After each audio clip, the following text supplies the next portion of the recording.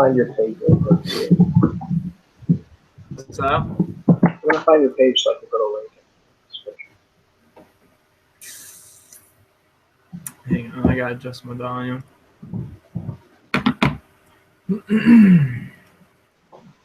How's my audio coming through? Can you hear me fine? I'm having trouble hearing you.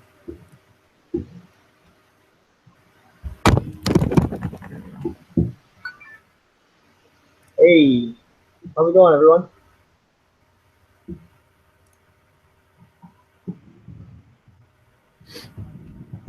What's your YouTube? My YouTube channel? Yeah. And I like just had you pulled up. And, there it goes. Okay.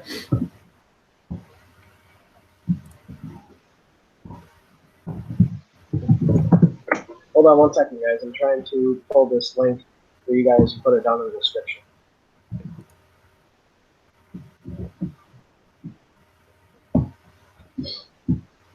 Oh, man. Because we have 11 people online. We'll give people, another minute or two, and then we'll get into it.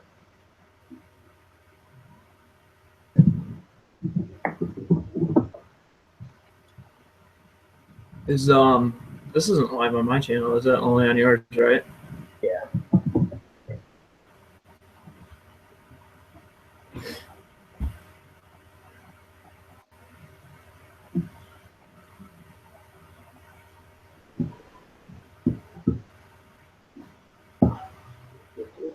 Come on.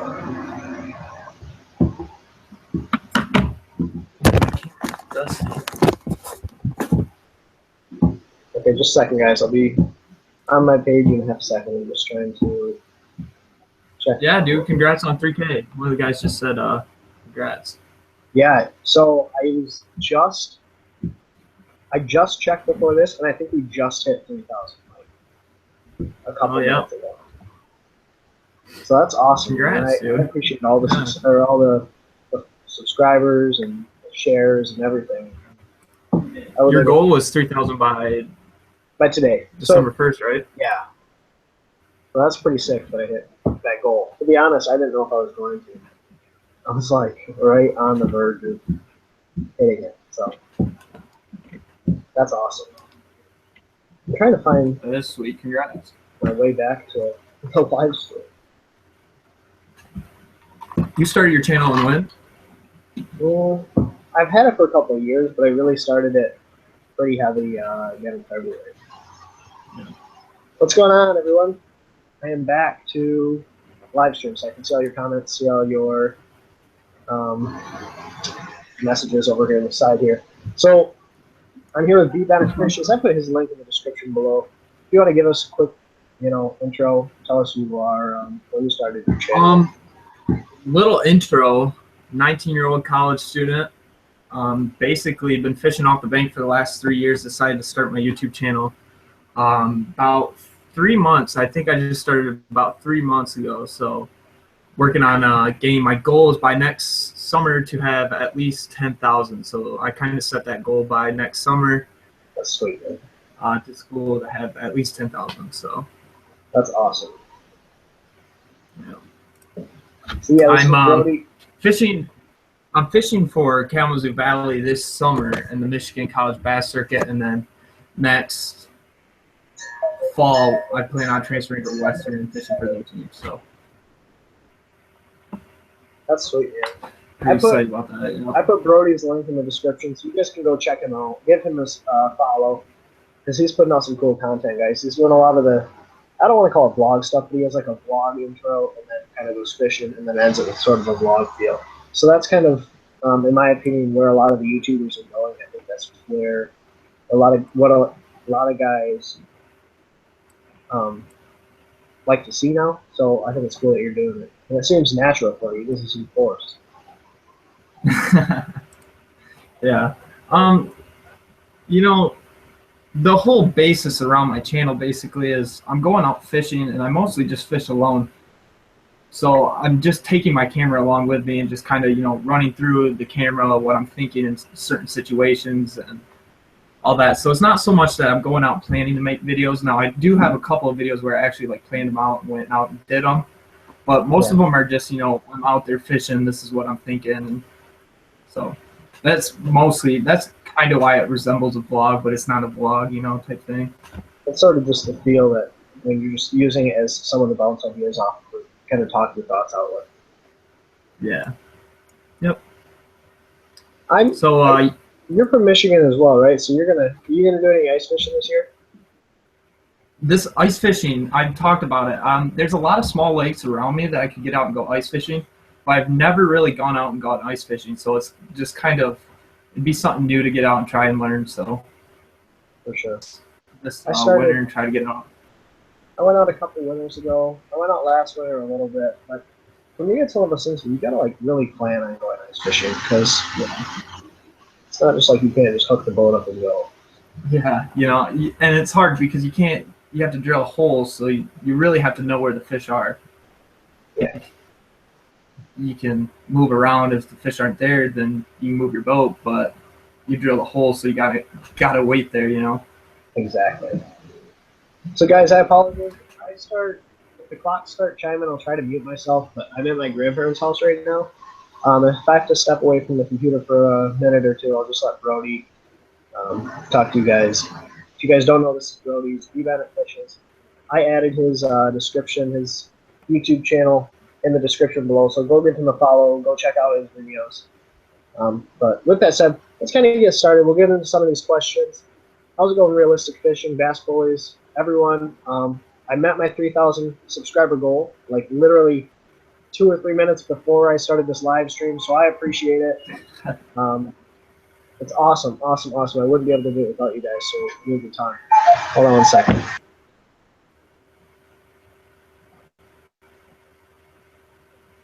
Secord Lake, I have no clue where that's at.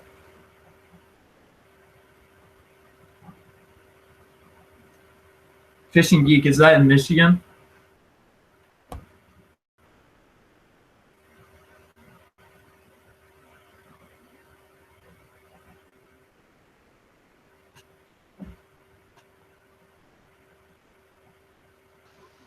Okay, I think we're good. I think all the clocks have been chiming for a minute.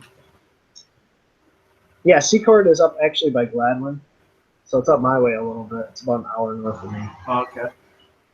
Yeah, see, I'm currently living in the Southwest and southwest of Michigan, down in the Kalamazoo area, but I grew up in mid-Michigan, kind of close to Flint, about 15, 20 minutes away from Flint. So north or south of Flint? It would be to the west of Flint. Okay. Yeah. So, grew up on the old Shiawassee River right there in mid-Michigan. So you did a lot of river fishing then? What's that? You did a lot of like little river fishing then as a kid? Yeah, yeah. Did a lot of, see, the Shiawassee in mid-Michigan is like, it's the top smallmouth spot in Michigan. So I grew up fishing that, and then all the little ponds and stuff around there, anywhere I could get on the fish. For sure. What's your personal My best? PB is 4.5, and I just broke that, and that 4.5 largemouth, and that was early spring, late fall, so right there before the spawn. That's awesome. That's a good fish.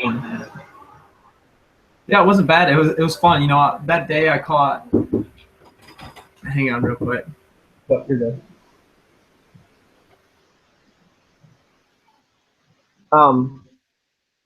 So while I'm gonna wait for Brody to come back, but what I'm gonna talk about right now, what I kind of thought was a little bit interesting. If you guys watched the video I posted yesterday, I posted a video. I posted a video that was supposed to be an unboxing about these reels that were sent to me, and I think people got the wrong idea when I posted this video, is that I was like promoting these reels to you guys, like saying go out and buy these reels. It's $60 reels from Pizzy Fun, and I think a lot of people took it the wrong way when I posted that video. A lot of people got really upset that I was trying to promote reels that I've never used, only for like a half hour. So I just want to throw this out there, clarify to anyone who's watching this video that saw that video I posted yesterday. That video is just meant to be an unboxing, not sponsored by Busy Fun. They sent me a couple reels, and I figured I'd open them up on camera for you guys just to show you the reels I bought. But my thoughts are, for $60, I could blow up a $60 reel every, 3/4 of a season. And in 2 seasons, in 2.5 seasons, whatever a $200 reel will cost, I still haven't spent that much on 3 reels. So, I don't know. I think it's a good, affordable choice for people that are looking for affordable reels that are still, pretty good quality.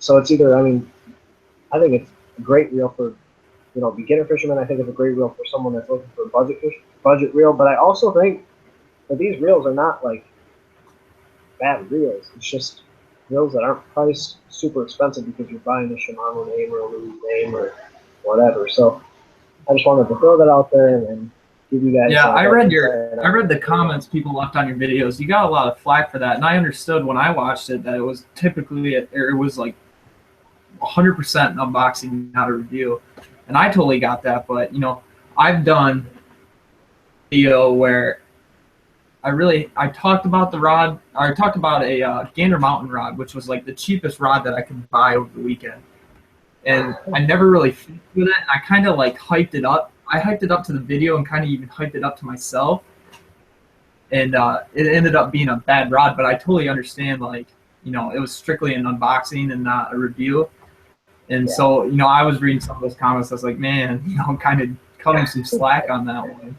Yeah, look at the point. I kind of knew that I was going to get that kind of response. Like, there were times before I posted that video, I'm like, I almost didn't shoot an unboxing because I'd seen some other comments. And what's really interesting about the people that commented on that video is that they weren't just going into my video and commenting those things.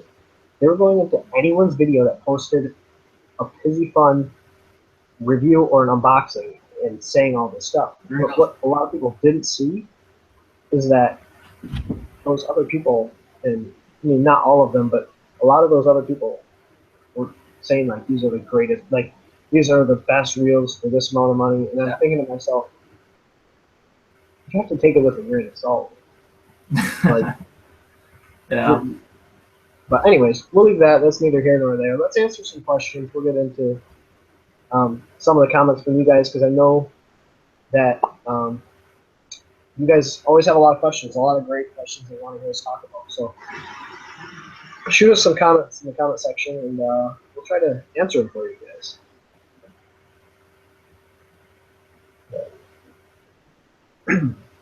Favorite rod? Daiwa Arid X makes a good, cheap, under $100 rod. I like it. I use the 7-foot heavy this summer for frog fishing. I liked it. That's a good rod, I think. Yeah, I don't necessarily have a favorite rod or rod brand. I have a ton of rods from a bunch of different companies, just because I'm trying to find, I don't know, there's certain actions that I like, certain feels that I like for different things. I don't feel like, in my opinion, there's a company out there right now that has all the different.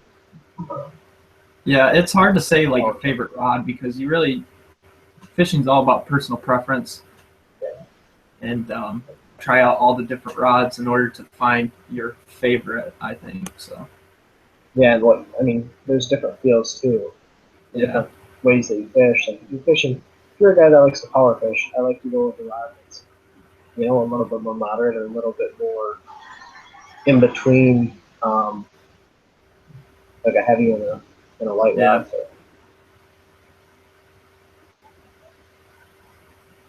Okay, shoot us some questions, guys.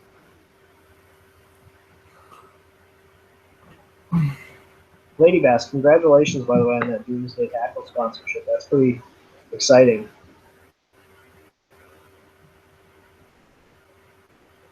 Thank you, everyone, for joining. So one thing I'm thinking about doing, and let me know if you guys like this idea. If you notice, every time I do a live stream, in the title of the live stream, I always put something like a topic that I want to cover. What I'm thinking about doing is using the first 5 or 10 minutes of the video or the live stream to talk about that topic.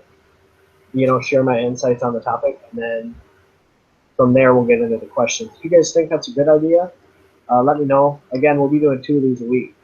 Once on Sunday, every Sunday at 7 p.m., and then one time during the week. What should you get your girlfriend for Christmas? Fishing related? I'm not getting my girlfriend anything because I can't afford her anything. If I didn't get my girlfriend anything, it'd be best braid. Yeah, but then again, if I don't get her anything, I probably won't have a girlfriend. So. Yeah, but don't repeat this, but you're young enough. Yeah. I'm kidding. Best braid for flipping. I actually flip a lot with fluorocarbon, or I'll flip with if I'm fishing sparse cover, I'll flip with 40-pound braid. If I'm flipping real thick stuff, I'll go all the way up to 65. I don't think those fish can see it when it goes through the cover, so I don't mind going a little bit heavier. But a lot of times it's just 20-pound fluoro. Do you flip much? Do I hunt? Flip. For bass. What's that? Do you flip for bass much? Oh, flip, yeah. Lily pads are a big thing when I'm pond fishing, so I flip a lot of pads if I can't get a frog into them. So I think I had 65-pound braid on my reel this summer, but truthfully, I probably could have got away with 50 or 55. But I used Power Pro, I think, just because it was the cheapest braid that I could get my hands on, and it was fine. I never had any problems with that. Yeah. And when you're flipping pads and cover, you're not giving a whole lot of line for that fish to see anyways. And a lot of the times it's a reaction bite, so you don't really have to worry about getting heavy braid in there or stuff like that. That's my thought too, especially once it punches through. I mean, a lot of times you're in, heavy cover anyways. So if I throw 65, I don't think they're seeing it that much. I think it blends in pretty well. But another good question: do you think that line color makes a difference? I like to have my line as dark as possible. Yeah. If I'm flipping with it, so I'm either gonna have a dark green or I'm gonna have a black. And Fitzgerald makes this marker. It's called Permaline. It's like paint in a pen, and you just run it up and down your line. What it does, literally, it paints your line black. And a lot of guys use the big thick Sharpies, but that kind of wears off a little bit. It's a little bit cheaper, but I don't know. I want to get my hands on some of this Permaline. I try to get my braid as dark as I can.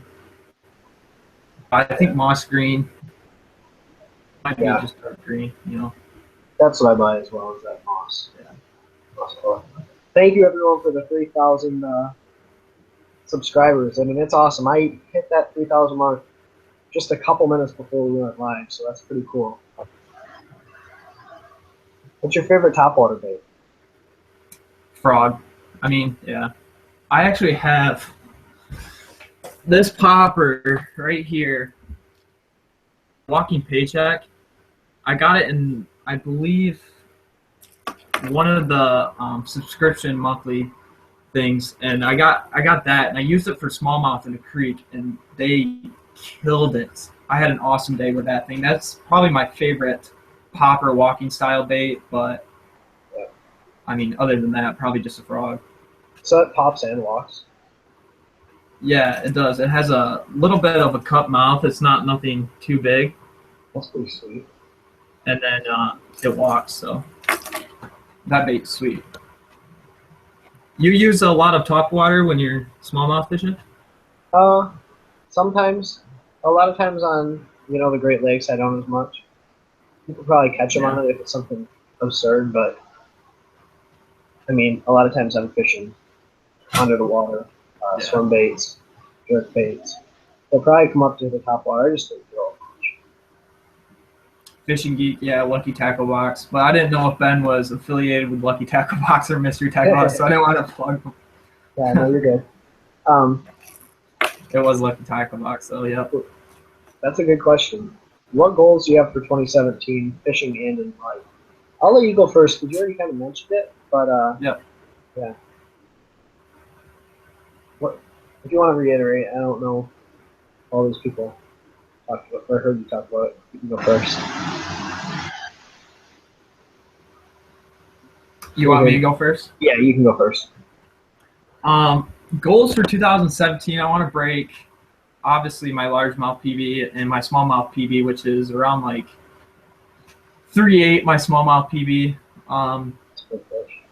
And then I talked about my goal of 10,000 by the end of next summer, which is going to be, it's going to take a lot, but that's my biggest goal. And then after that, I mean, for life, as far as life, I guess I really haven't figured out too many goals for life. I guess, you know, trying to get 10,000 for YouTube would be kind of my life.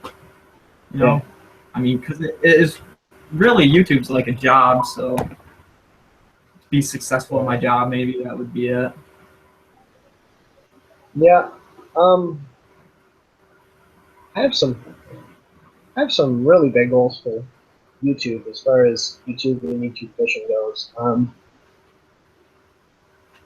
So I'm going to sound ridiculous when I say I want to break 100K in 2017. I don't think that's unbelievable. I have some trips planned and probably going to do some collaborations next year. And, you know, just continue posting, continue putting out content for you guys. I'm trying to break 100K.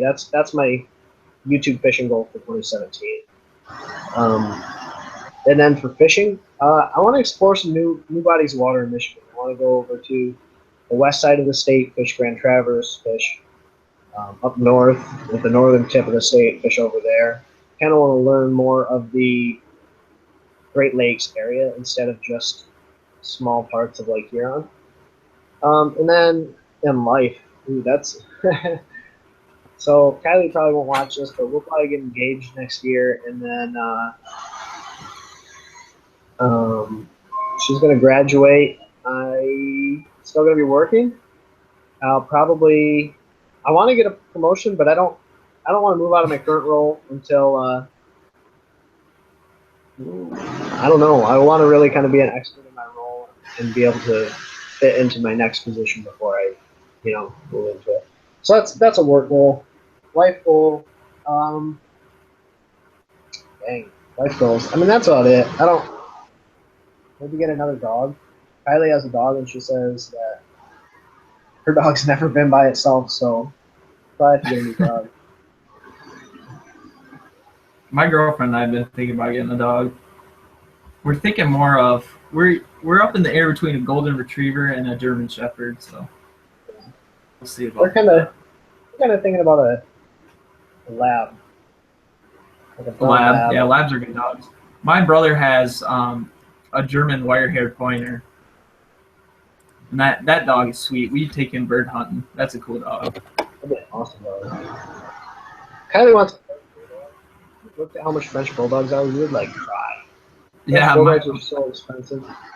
My buddy down here at school, he had a French bulldog that he ended up buying as a pet or buying as a pup and then selling it. And he sold it for a lot of money. It's a smart business plan. I give him that. It is. Hey Josh, if you're still watching, man, I'm actually going out steelhead fishing for the first time on Sunday with one of my buddies. On Sunday, you are. Yeah, he hit me up and. Where are you going? Where are you going on Sunday? No clue. Zero clue. Oh, I'm going up Saturday to the Little Manistee steelhead fishing. Okay. Yeah, I have zero clue. I've never done it. It'll be interesting. Yeah, I went. It would have been like 3 weeks ago. I went with my uncle. He's a big steelhead fisherman, and I didn't hook up on any. It's definitely a different style of fishing as far as bass fishing, you know. Yeah. It reminds me a lot of, like, if you were to carp fish in the river. It reminds me a lot of that, but my cousin hooked up on a couple, and it was here. You'll see this, but he went out yesterday. Can you see that? Giant. Oh my. Yeah, that was 15 and 15 pound or 15 and a quarter. So. Dang, that's that was great. The biggest. Yeah. Fun though. Cool scenery too. That's what I'm excited about. Yeah. Okay, here's a good question. Cold water smallmouth. If we were fishing temps below 50, one of my top baits below 50 is gonna be a drop shot. It's going to be jerk bait, and it's going to be like a subtle swim bait or thanks cabin outdoors. Take care, man. Have fun back at work. Or it's going to be an underspin. That underspin is really subtle because what you can do is cast it out there, let it go all the way to the bottom, and really just slowly turn the handle and get that place. So those are my top 3.5, I guess, baits. Yeah, I'm gonna let you keep that one. I'm not gonna answer that one because I don't really have, you know, all that. I really can't get out and go smallmouth fishing in the cold, you know, because I'm down here in Kalamazoo, and the only place I could go is Kalamazoo River. The wade, and I've really never fished it hard before, so I really don't know the best spots to go. So I'm gonna let you keep that one. Also, targeting offshore structure and drop offs, that's a really good place to find big smallmouth. A lot of times they'll sit in that isolated structure, or sit like right on the edge of that drop, because water starts to get cold. They move deeper where the water is a little bit more stable, and they'll sit on those drops so they can move up and down. But I do not have a PO box. I've been thinking about opening one, but maybe when I get to 10,000, I'll open a PO box. Here's my thoughts on PO boxes. If I were to have one, I wouldn't want people to send me like gifts or baits. All I want is like pictures or like I don't know. I have enough Drawings, baits. things like that. Yeah, exactly. Personal stuff, things, you know, things that people have made and want to share with you. Exactly. YouTubers I fish with. I fish with Peel and Drag or Josh from Peel and Drag. I fish with Chris from Chris's Outdoor Adventures. I fished with AP. I fished with John B. I fished with Rob from Monikers TV. What might have been it? I fished with, Thad from Pioneer Outdoors. If you guys haven't subscribed to his channel, please do it. I've had him in a couple of my videos, and we've done some collaborations. So go check out Thad from Pioneer Outdoors. So I think that's it. I hope I'm not missing any.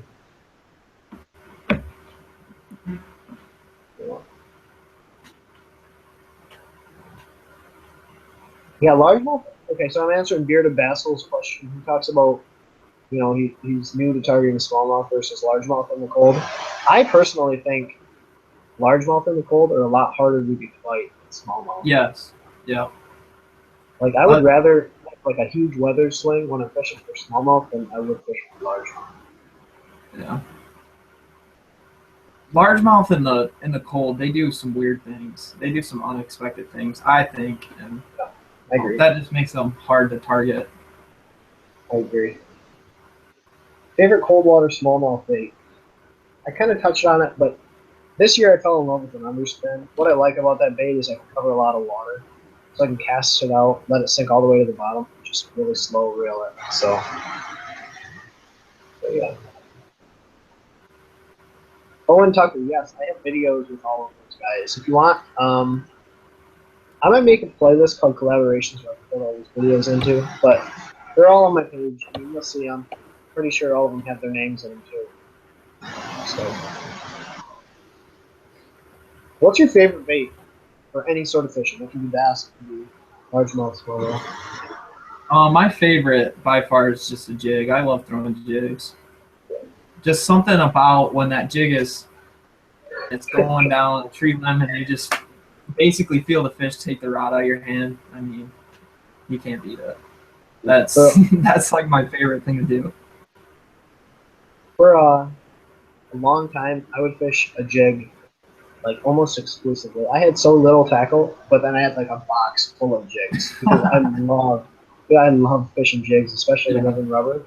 Yeah. Because you can do anything with a jig. You can swim it, you can skip it, and you can fish it any depth of water, and you can fish it effective. It's a great bait. Yeah.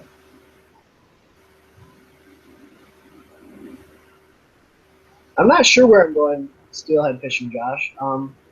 Hayden said, "You want to go steelhead fishing?" And I said, "Yes, please." And so he said, "Okay, I'll take you on Sunday. All you need is a couple different things, and I'll bring everything else." But I don't think we're taking a boat. We're just going to do it from the bank. He has some small rivers, or I don't know, big rivers, something that he has up there that he wants to fish. Have you ever used the sweet beaver from Reaction Innovations? It's like the original beaver. The sweet beaver, yes, I have. That was like the first creature bait that I actually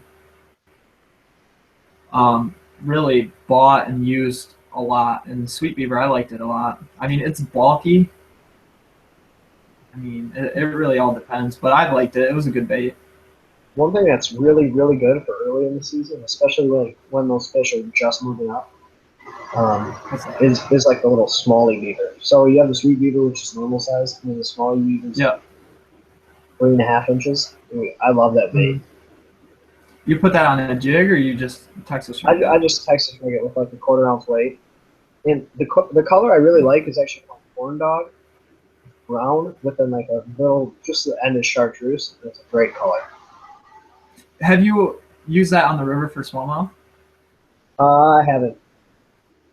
On the river, see, in the Shiawassee, because I got a little flat bottom John boat that we can put in on there and kind of fish off that. And I used that. I think my dad and my brother went with me, and I used it the whole day, just like flipping up against logs and laydowns and stuff like that. And I had a pretty successful day with it. It was early summer, late spring. Yeah, I mean, it's a great bait. I think it's just a good profile. Have you ever used the skinny dipper? No. That's a good bait. I run that on my chatterbaits a lot. My buddy really, really likes that. I just have never bought any, so yeah. He ran skinny dippers on his A-rig though and crushed me on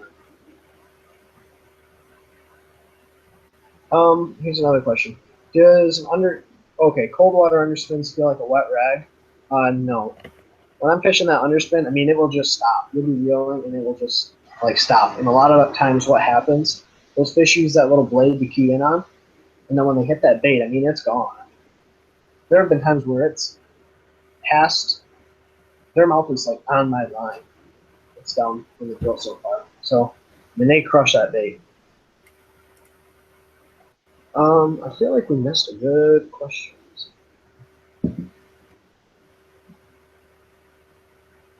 Okay, my favorite underspin is, right now I'm using the Spin Tricks. I'm kind of playing around. I haven't found one that I'm really in love with.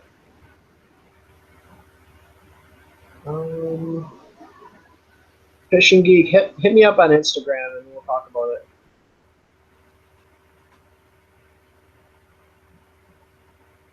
Quick recap of what we talked about so far.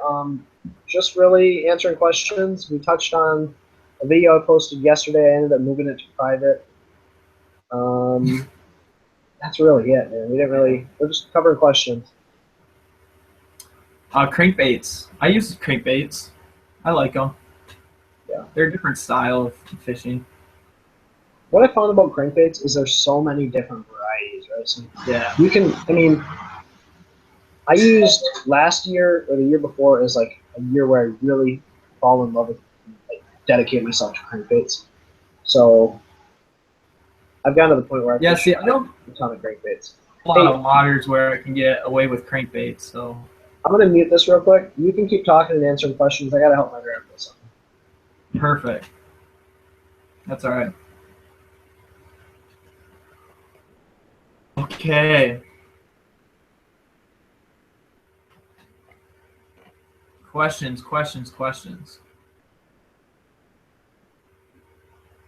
Do I fish lizards? No, not really. I don't know. I don't think brush hog really counts as a lizard, but it's close.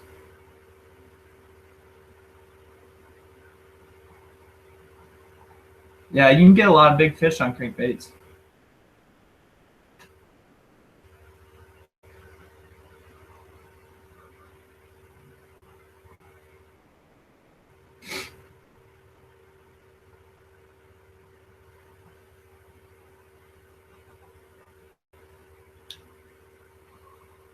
Questions. Let's hear questions. See questions. What's this?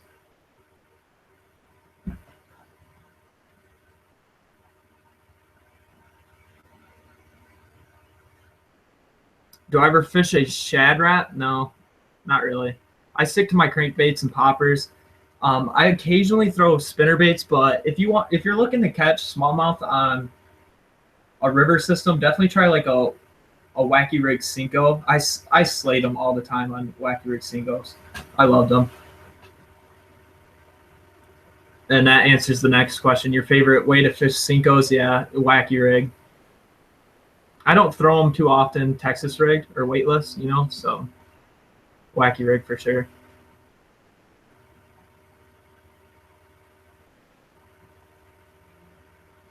Throw a spinner bait in the pads? No.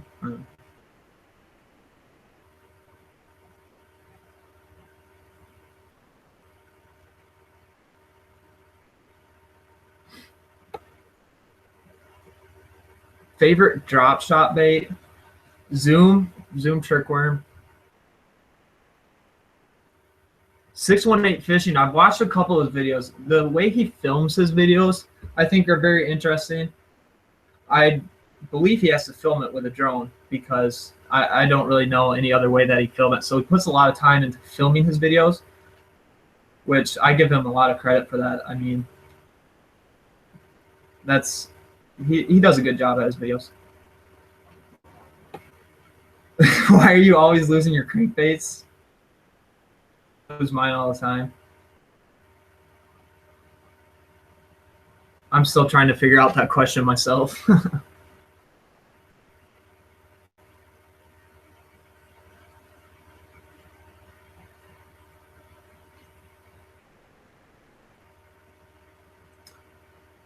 Ronnie, is the pond pressured? Because if it's heavily pressured, then they'll do weird things. My opinion on Mystery Tackle Box?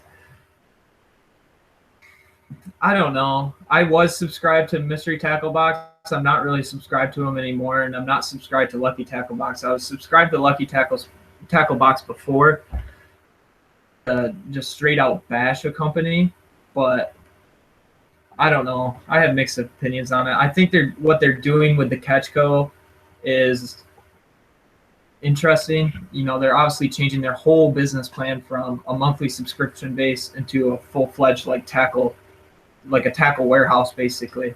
And so I don't really know. I mean, obviously they're doing something right. They're grossing over $11 million a year. Give it up to them because I guess they're doing something right.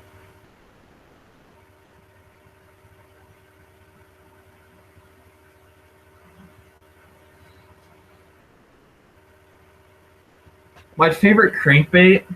I don't know. I haven't really got into a whole lot of crankbaits. I fish a lot. I fish from the bank, so I'm a strictly bank fisherman. This summer, I'll be fishing more lakes because I'll be fishing the Michigan College Bass Circuit. A lot of the bodies of water that I fish don't really allow me to throw crankbaits because there's a lot of grass, and you know, I could throw lipless, but I mean, if you're talking about lipless or square bill, then probably a square bill, maybe. You know, I really haven't found out the rhythm for lipless. Jerkbait in cold water, yeah. I've had some good luck with a jerkbait in cold water.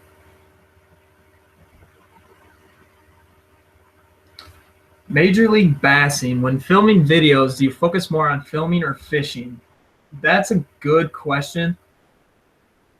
All depends. You know, if I go out and I'm fishing and I'm having trouble catching fish and not really making a good video, then I kind of just put the filming aside and just focus on fishing, because personally I catch fish then make a good video, you know. So I'm gonna switch things up and do more probably filming, but when I'll have days where I want to go out and just strictly film. So I'm in the mood for the day. Where am I from? I'm from west side of Flint. I don't live in Flint, but I'm 10-15 minutes west of Flint. I'm currently living in Kalamazoo in Southwest Michigan.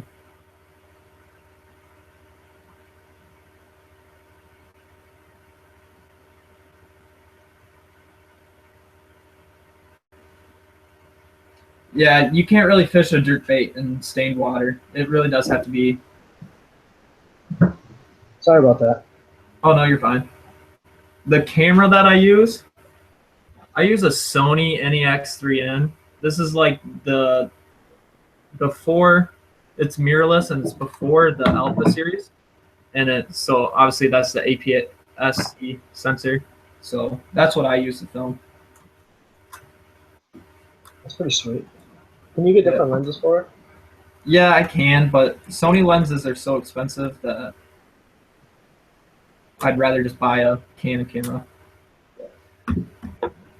What do you film yours on? What brand? Squarebill? Do you like? I don't know. The cheapest one I can find.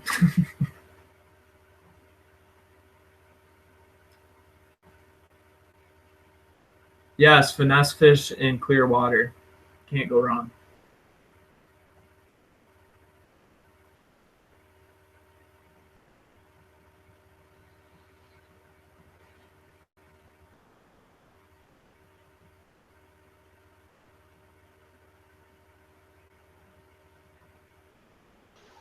Okay. Sorry about that, man. Oh, you're I use I don't know if you saw on cameras. I use a Canon G7X. I'm looking at one of the new Panasonics, but one thing that I've been looking at is they don't have very good autofocus. Like when you're vlogging, a lot of times it'll just kind of slightly go in and out of focus. And so a lot of people are switching it to like manual focus and using, like letting autofocus, switching it to manual focus just so they can vlog. And then yeah. it just doesn't make any sense to me. The Canon 6D, Brett had a Canon 6D, and that's almost what I use. Or no, he had a 60D, but that's almost what I use to vlog. But it's just like if I'm in an autofocus, if I'm in a manual focus, I want to use. I don't know. It doesn't seem worthwhile. The 70D or the 70D obviously has better autofocus, but I mean, 60D is still a great camera. Oh yeah, for sure. Problem with that 60D is it had no autofocus at all.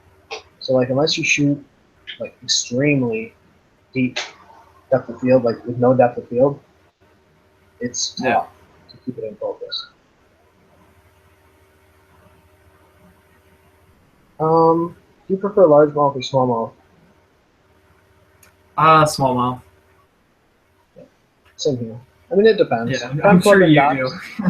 if I'm flipping docks or if I can go flip, I'll choose largemouth. But if I'm fishing like offshore, I want to catch smallmouth. Unless it's a worm bite. Worm bite is so much fun. Like a big 10-inch one. Your first YouTube video? I really didn't do a video like explaining my channel. I just kind of posted one of my fishing videos. I mean, you got to start somewhere. So whatever you decide to do, really, just kind of promote yourself and your channel in a way that people can kind of surround themselves and be able to interact with you. Yeah, I mean, if I had to do it over again, my first video would just kind of be something where people can get to know me. My first video was me just like it was just a highlight video. I think the first song I used was Radioactive, and then put it to me fishing. But the problem is that they're not able to connect with you, right? Like they don't know who you are, just a person that can catch fish. And so like when I started my channel, what I did was I made my first fishing video. Now, granted, it wasn't like the best video I could have made. Because after more practice of editing, you get better, obviously. After my first video, like 3 or 4 videos later, I went and made just a YouTube trailer. And it kind of use that feature that YouTube gives you on your channel, just kind of give you basically what your whole channel is about. And obviously mine's about fishing, so I made it all about that.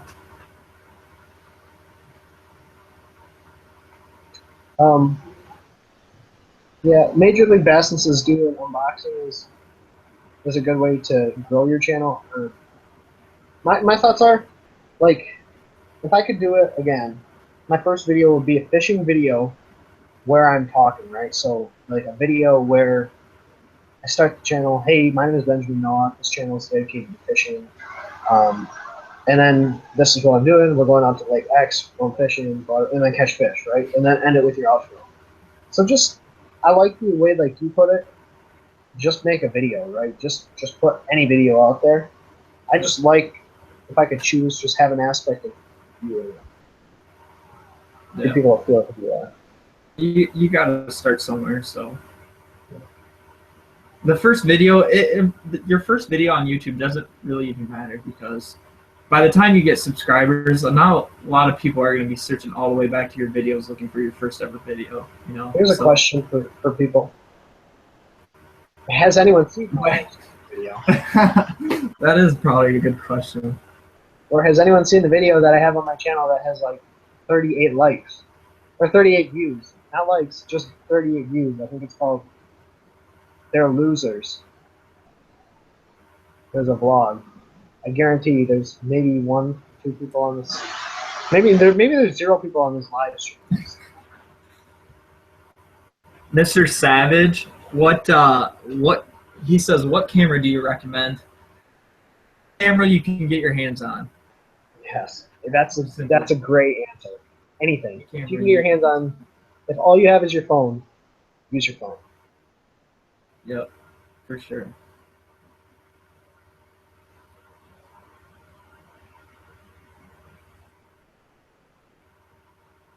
My favorite jig, I really haven't found one. Jigs are kind of those one fishing lures that are just kind of, you know, no matter what you get, they're all kind of the same. But definitely just a flipping jig. Yeah. I like an Arky style jig. Yeah. I really like jigs with a hand-tied skirt or wire-tied skirt. Keeps that skirt from falling down. But if it's got a hand-tied skirt on it, I like it a lot. Yeah. So funny statement that Bass in Northwest pointed out. The video that I've gotten most views on is bass fishing with poop, and I caught 0 fish on that on that video. So yeah, GoPro is a great way to go for a camera, especially if you're gonna do fishing or outdoor videos. GoPro is great because you can take it out of the case, get decent audio. Or there's another company out there, if you're just looking for a budget camera, like a budget action camera, there are other companies out there that you can buy budget cameras from. The thing is, they're not going to be as high quality. GoPro, they know what they're doing. Those big brands know what they're doing, how to get the best picture quality. And so you can go on Amazon and buy a 4K action camera for $79, and that's a great way to start. But you'll notice the difference. And GoPro, especially for fishing, GoPro is like if anyone could do fishing, make fishing videos, I would say you personally have to have GoPro. They give another element to your videos. I personally don't have a GoPro. I'm saving my pennies up for one, because I think if you're doing fishing videos, that is like the one camera you need. Yeah, just an action camera in general. Yeah, just an action camera. Yeah, exactly. It doesn't have to be GoPro. My recommendation, if you're going to buy an action camera, I know the people at Garmin, I'm not sponsored by Garmin, affiliated with them in any way. The Garmin Ultra 30 is a new action camera that I think blows away the GoPro 5. So check it out. I'm going to have to check that out, yeah. It is this, I think it's the same price. It might be less than a GoPro. But the Garmin Ultra 30, check it in here, it has a case that you can still hear sound in. You still get like all the recording features of a GoPro, where you can have voice activation, you have the waterproof housing and everything. So, it's a Garmin Verbal. I'm pretty active on Instagram. I haven't been the past couple of weeks. I don't have that many pictures to post. I'm thinking about just shooting, nature photos. Like fishing or just shooting a whole bunch of photos. Problem is, I take photos when I catch fish, and then I don't have anything to post, for 3 months that I'm not fishing. Yeah, exactly, and that's the problem I'm facing. Yeah. That cold weather's coming in, so it's getting hard to fish. Mm-hmm. That's a cool video, Ronnie. Fishing with old antique bass gear, or fishing for old antique gear in general. I have a couple of old rods, like really old rods that don't actually have a functioning reel. But if I could find a setup that works, that would be fun to do. I don't know if I cast an antique gear though. That's a good question. If I were fishing with antique gear, would you cast an antique lure that you knew was listed? I don't think I Canon would. PowerShot's a good camera. Yeah, I've seen them. I just haven't.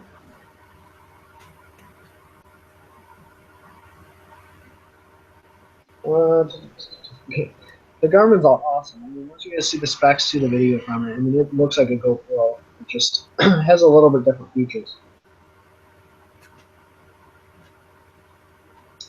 Ben, I'm going to switch my light around real quick. Yeah, no, you're fine.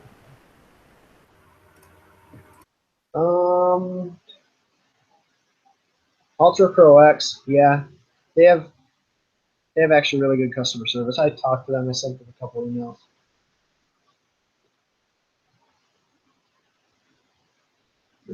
Josh, I think that's the same company that I went through when I had that small 4K camera that I did a giveaway on. I do have a drone. The problem with the drone, if you don't have a Mavic, it's hard to go out and fly it a whole bunch because it takes, 5 minutes to get a drone set up, get it set up in the air, make sure everything's working, and so on and so forth. So I just get lazy out there and don't use it as much as I should. I think scent makes a difference a lot. Yeah, you look good. Sweet. Do you think scent makes a difference? What's that? Do you think scent makes a difference? I don't know. I've tried out scent, but I think I tried out Bass Dynasty. I don't know. Yeah, I think it's a confidence thing. I think I think it's the placebo effect type thing.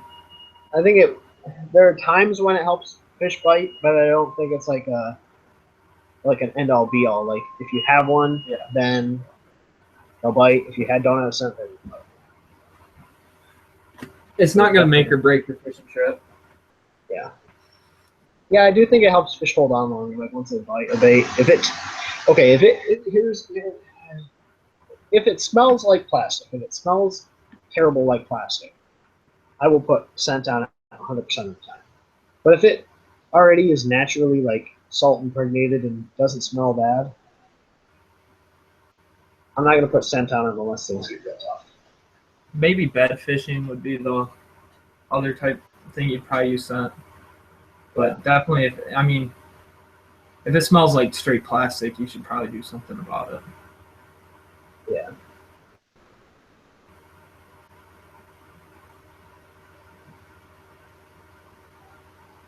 Ronnie, that's a good point. I missed my sponsor video for this week. I missed the video where I talked about the cover page.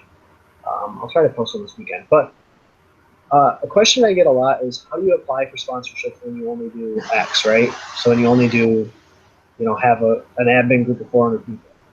That's a marketing tool. That's something that you can market to that company. But being active on social media, like you said, you're active on social media, that's something that you can market too. Now, you also have to think about the reasons that you want to be sponsored, right? Because if you want to be sponsored to get free product,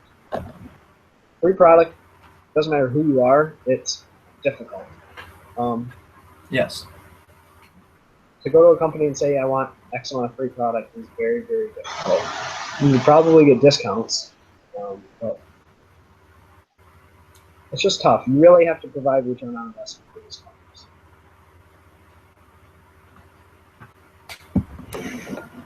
companies. Getting pro staff sponsorships in general are just tough. I mean, you really got to have an impact for the business. You really got to be able to market their product to a different audience for the business. Yeah, for sure. And that's where it gets tough. For sure. Fishing it up, I tried to fish. I fished with John this fall. I almost had an opportunity to fish with one rod this spring, but it didn't work out like this past spring. We just couldn't work out logistics. So here's one thing. Okay, So I've been sponsored in the past. I've been on pro staffs in the past. What I found is I've done it the proper way. Well, I'm doing it the proper way now, but in the past, I probably haven't gone about it the right way. It's like have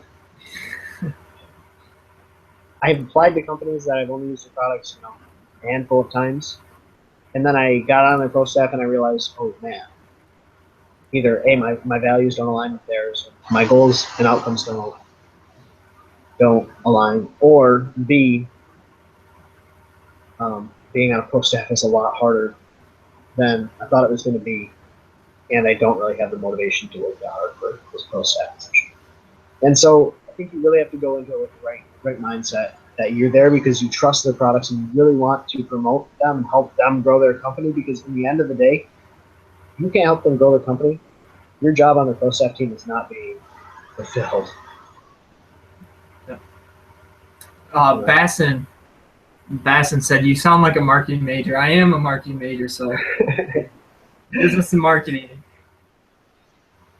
That's good. That's good because I changed my degree just probably about 2 months ago to business marketing. So what were you I'm in the right chase. Yeah.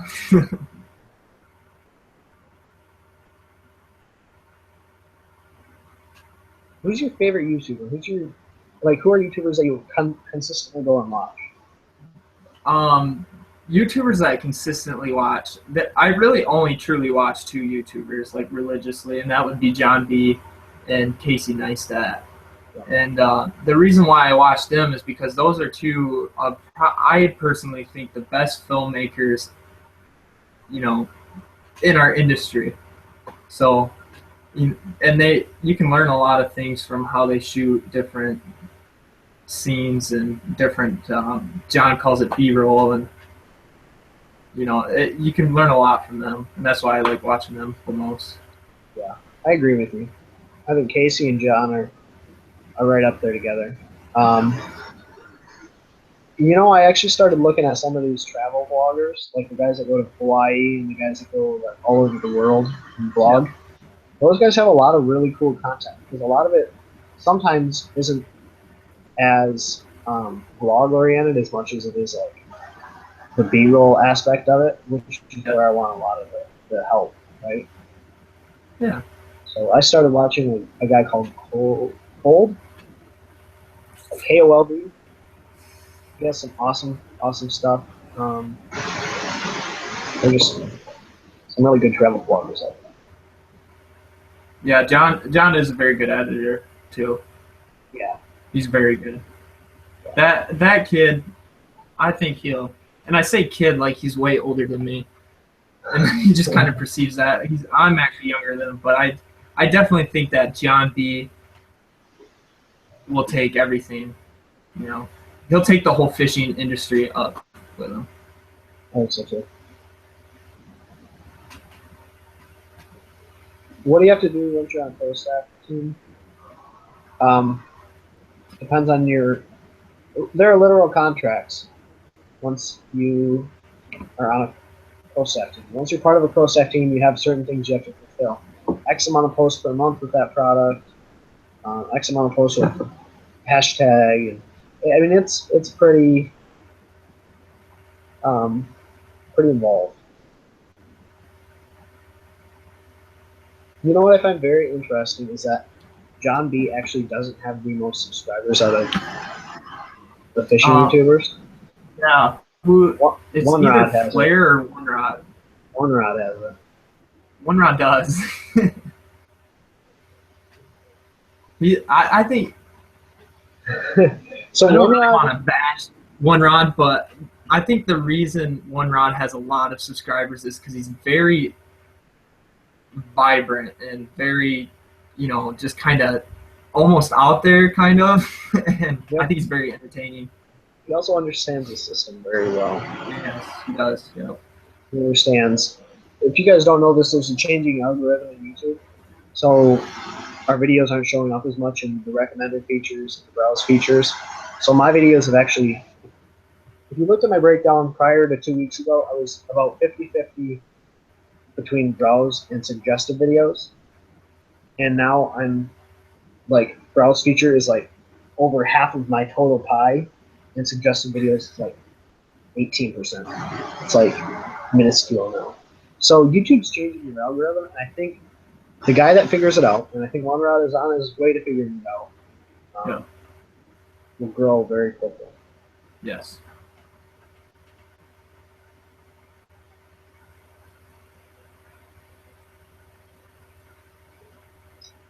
Yeah. The 500K mark is kind of where you're gonna have to find a way to separate yourself or move into a different niche, right? Or Yeah, and I think John and One Rod, you know, they're two sides of the road. John's very good at editing, and One Rod, you know, he's got it all figured out, the fishing aspect and the knowledge and the entertainment part. And John kind of has that entertainment part, but he's more catching the eye of the filmmakers and things like that. So I agree. I think they'll separate themselves. They should. I think you're gonna have to move. I think we're gonna have to get more people involved in our videos outside of the fishing industry, though. Yeah, true. Yep. That's one thing that I think AP's doing. I think all of the Google Squad is able to do is kind of with their vlogs, they're able to incorporate fishing, incorporate people that enjoy watching them fish, but also incorporate people that just enjoy watching them make videos. Because it really, the reason to all their success is the people that sit down every day and watch their videos. And so, you know, you really have to give back to the people that do that. With subscribers, like, you know, I think it's great. You know, you got to give back to the people that really support you.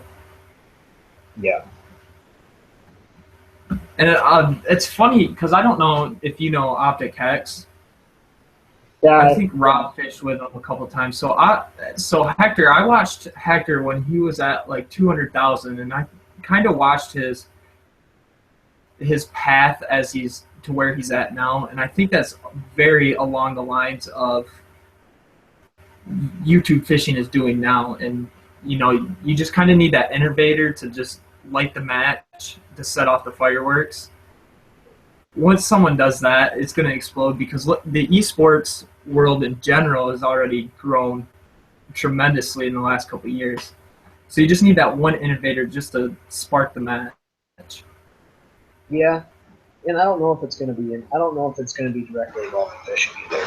Yeah, I think that match is gonna have to be a combination of things. So, I don't know what it is. I've been trying to figure it out. Trust me, but I don't know what it is. Yeah, that's a good point. There are people with Pokemon Go channels that have over like 2 million subscribers, and all they do is talk about Pokemon Go.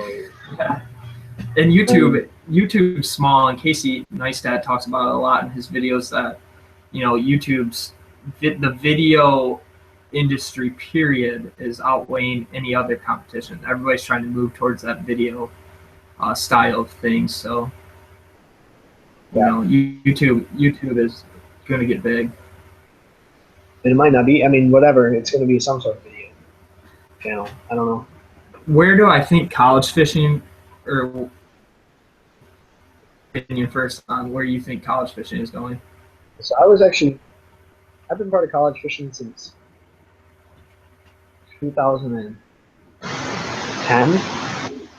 So I was in college fishing. I started the club at Northwood, and that was back when FLW used to provide boats. So you drive down, they'd give you gas money, and they'd have someone there that would boat you around. Because college kids back then just didn't have boats. Yeah. No. Well, then in 2013, 2012, 2013, you started seeing them switch. Hold on.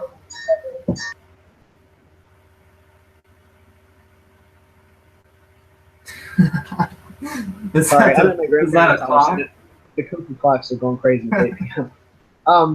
Anyways, and then what you started seeing was these tournament trails turned to guys having to bring their own boats, right? I think it's going to continue to grow, but I think you're going to start seeing divisions. So, like, and you kind of do, but you're going to see, like, Big Ten or whatever, like, Northern Division, and it's going to be smaller than just Northern. Mm-hmm. And then you're going to, I hope to see it grow like that, like an actual college sport. Well, I know because I followed the MCBC for about 2 years, and recently they've just been on social media in the last couple of years. And I think it was last year, one of their first tournaments, they had like 20 something boats, and then their first tournament this year they had 60 plus, almost 100, I would want to say. Yeah. And for that amount of growth in 1 year is a lot. Well, back in 2011, I started a series in Michigan here in the Midwest. It was called Midwest Collegiate Fishing Series, Midwest College Bass Series or something. And it was Indiana, Ohio, Wisconsin, all of the Midwest. Well, in Michigan, at our first tournament, we had 6 boats. And it was like hard, like really difficult to even get enough boats for guys to fish. So to see them grow this way is unbelievable. Yeah. I mean, they had almost 70 boats this year. Yeah. At one of their events, which is unreal. They have to choose lakes so they can actually fit all these boats. Yeah, and I think next year they're having this year, I believe, I want to say they had it on the Detroit River, and it was a 2-day tournament, and I believe it was the first 2-day tournament they've ever had. And I think they might start moving that into the next season, having 2-day tournaments where you have to make the cut for the next day because you just have too many boats now. And I wouldn't say you have too many boats, but it's a lot of boats. Yeah. Yeah, like Adrian College, they have a bass team. They give out scholarships. So yep, they have 2 boats. And so I know Western, they'll hand out, or Western will pay a percentage of your fees, and then you can also reach out to companies for, to sponsor your school, your club.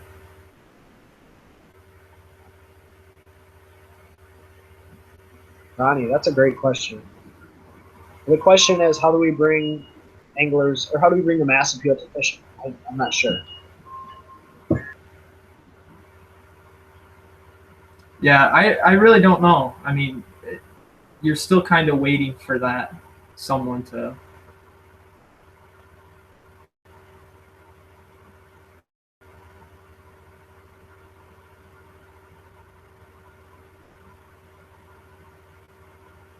Do they start recruiting? I know that some people do recruit, or I do know of schools that do recruit. I mean, it's really contact them. It's not something they really find you.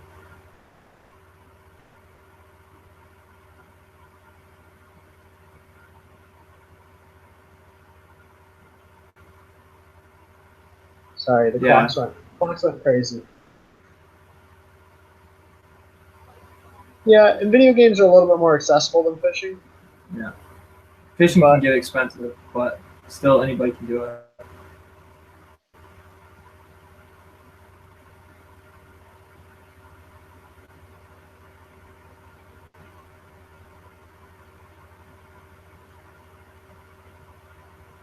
Yeah, and I mean, unfortunately, that's the reality of boat manufacturers, boat marketers, is they are targeting people that, have that kind of money. So, I don't know. It's just very difficult to say what it's going to take to light that match. And I don't know if fishing. I don't know. I shouldn't say I don't know if fishing's going to get that big. I just think it's going to be very difficult. Yeah. Because not everyone has access. It's hard. Not everyone has access to fishing poles, fishing gear, and a video game. I mean, people can now access video games from the phone. You can access it from your computer, which most people have a computer. So, hard to say. I don't think that the fishing will go in the route as to big lake fishing and fishing on boats. I mean, because a lot of the demographic that the YouTube videos are reaching are people under 1800 who can't afford boats, period. And so, you take your camera along, basically doing what I'm doing is taking your camera along bait fishing and being able to put it on a social media platform where where people can see it and view it. So that might be the route. You might see a lot more people doing that, but also I know a lot of pros are going into the YouTube industry and stuff like that. So We'll see.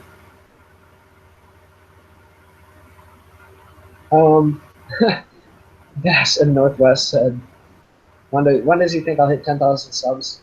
Well, March 3rd. what do you think my goal should be for December? I was almost going to say 4,000. I already hit 4,000 by the end of December. But I might even go a little bit higher.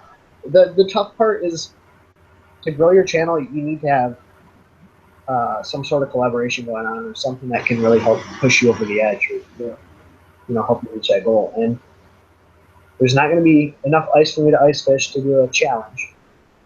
And there's going to be too much ice for me to go bank fish. And so it's tough. That's true, Tough Lady to project Bass. grow. That's very true, Lady Bass. See, I don't have a boat, so when I go on a boat, it's like a little, like a gift. Yeah.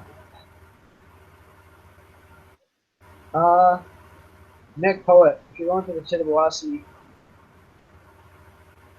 fish a tube? Fish a tube or a shaky head? Shaky head is a jig head with like a straight tail worm coming off the back. But yeah, and I kind of blame myself for not hitting 3,000 yesterday, for not hitting 3,000 before today. And I say that because I really slacked. If you look at, if I hadn't gotten the support that I did from my subscribers and helping me push my channel, then I don't think I would have reached 3,000 because I only posted like 3 videos. Yeah. So that's a huge shout out to my subscribers and fan base.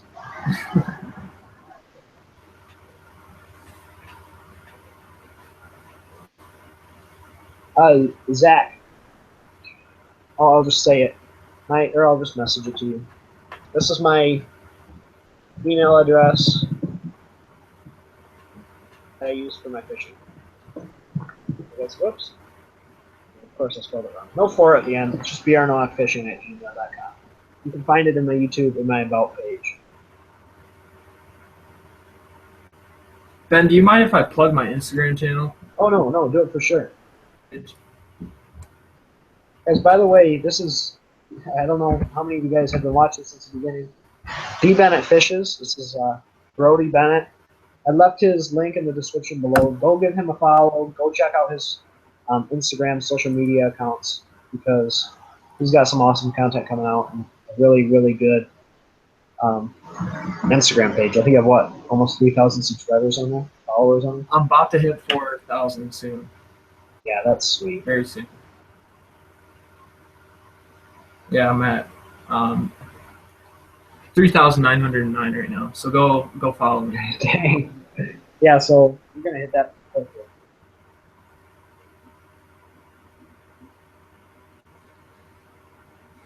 My job, I work at a big corporation here in Midland. I'm in supply chain. Yeah.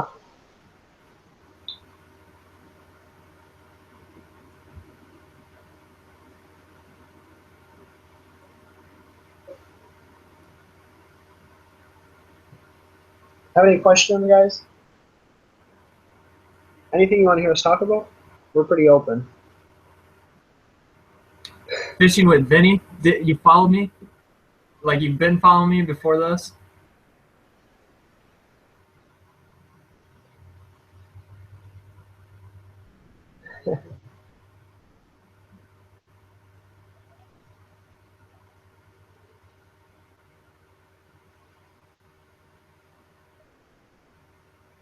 Yeah, Lady Bass, congrats on hitting 3,000 on Instagram. That's pretty sweet. Yeah. What up, Vinny? Fire up chips, no saddle up Bronx.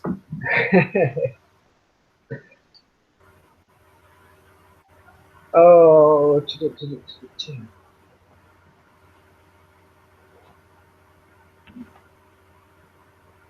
so here's a topic that I titled this live stream. Oh, hold on, I'm gonna put you on mute.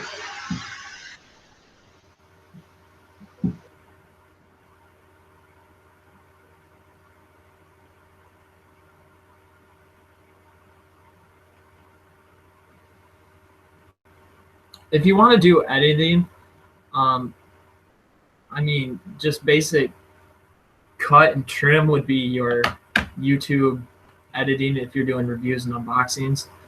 If you want to work on completely like editing, like adding visual effects and doing stuff like that with music, I definitely like get out and like just go walk around and film some different things and put it together in a video. You know, if you want to make it fishing related, then do both.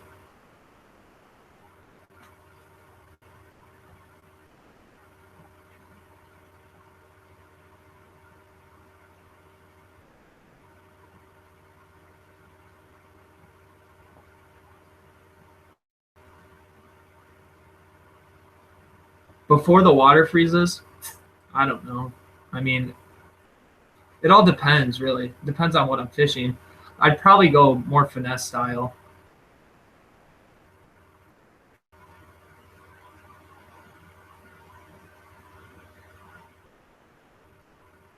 I don't carp or catfish fish, but there's places where I could go where I could catch big ones. Yeah, I'm the same way. I've never really carped or catfish. We do get enough ice to go ice fishing up here. Lady bass, we get a lot of ice. How do you grow your Instagram account? I made it last year when I had my Instagram account, and I was at I think I was at like just under 1,000. I had followers, and I really told myself, you know, every single day I'm going to post something fishing related. And you really have to treat it like any other social media platform. You have to be interactive with people, and you have to post constantly. You know, don't overpost where you're posting like 2 or 3 times a day, and eventually you'll start to see some growth. Yeah, Ronnie makes a good point too. Use hashtags properly. Yes. That's a good way to grow is use applicable hashtags for what you're posting pictures of. People don't want to see you hashtag fitness, and then it's you with a fish like chilling at the lake. It really just kind of sends mixed messages. And Brody, you made a very good point. It's a social media account. It's about being interactive with other people too. It's not just you're in this bubble, you just post for yourself, and you have to interact with your viewers, reply to comments, go over to other pages that you think are cool and say, don't interact with them. Yep, and that's how I met Ben. Yeah, exactly.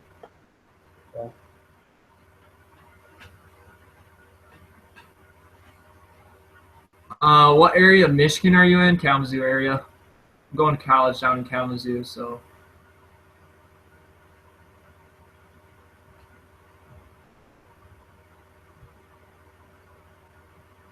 Nicholas, are you from Kalamazoo?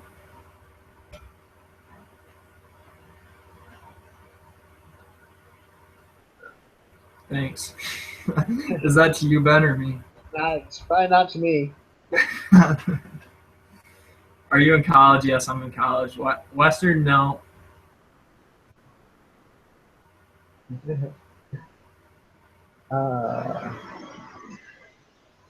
Major League Bassin, what has been the biggest key to your success on Instagram? What was the question? I guess that's a question for Major League. I'm just kind of tossing this at him. What was his biggest advice for someone looking to grow their Instagram? Oh, yeah.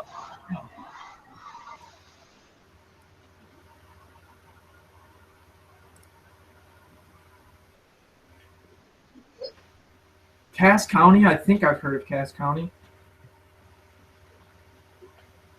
What do you guys use most? Do you guys, I mean, this is a question to the people watching this video. Do you like to see stuff on Instagram? Does anyone still use Twitter? That's a good question because I do occasional polls on there and comments on there to let you guys know if things coming up or ask for ideas. And I also have Snapchat. So you guys use Snapchat at all? What's the most effective way to stay in communication with my subscribers other than YouTube?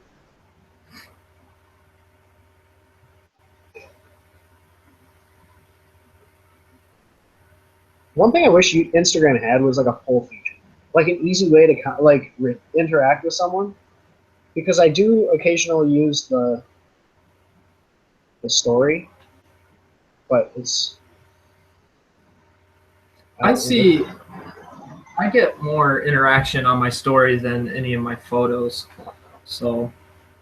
So you got a ton I don't know. of views, but I wish there were a way for me to interact with people, like poll people. Yes.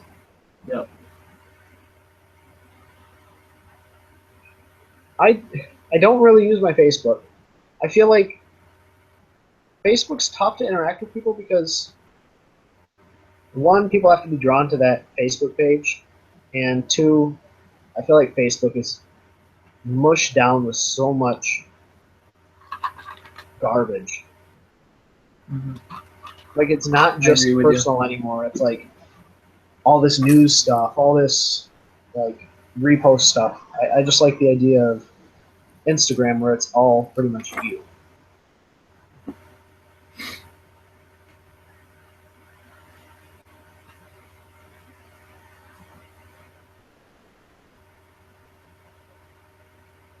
Yeah. I agree with you, Ronnie.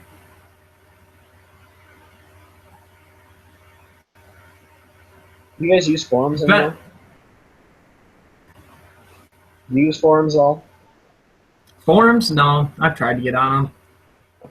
You gotta sign up, and I really don't want any more spam in my email. So. Only one I use is Basketball Central. Yeah. Or BBC boards or whatever. I got a question for you.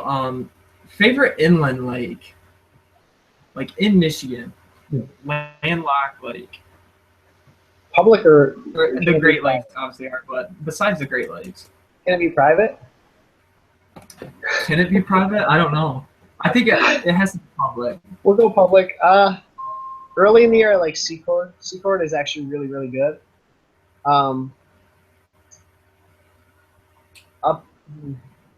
Public, I don't want to really talk about. Lake X. I got you. No, I have a Lake X that I fish a lot on, and a lot of people know about it up here, but people that are down south a little bit more. Is Secord? Where's Secord located at? Secord's up in Gladwin. There are some giants. Yeah. The problem is it's super deep. So early in the spring, they'll be up shallow, and late in the fall they'll be up shallow. But once summertime comes, you get a ton of pressure. Yeah. But no, there's a small inland lake, and it's not that small. There are tournaments on it, but.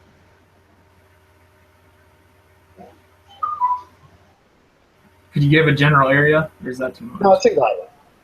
So there's Secord, and then there's Secord is okay, yeah. There's Secord, and then there's another one that's in Gladwin that I fish a decent amount. Oh, gotcha. So I guess for those of you that are watching, for those of you guys that are looking at the chat screen, I will tell you what the lake is, because no one that watches the video after this can see what the chat screen says. This is a gift for you guys that are watching this video. Oh man. It's also, there's another name for it. Never heard of those two, so you're good. You don't have to worry about me stealing these spots. Has some big fish in it. No big fish in it. Advice on fishing upland reservoirs. Super deep and clear. I hate them. I hate like glacial bodies of water.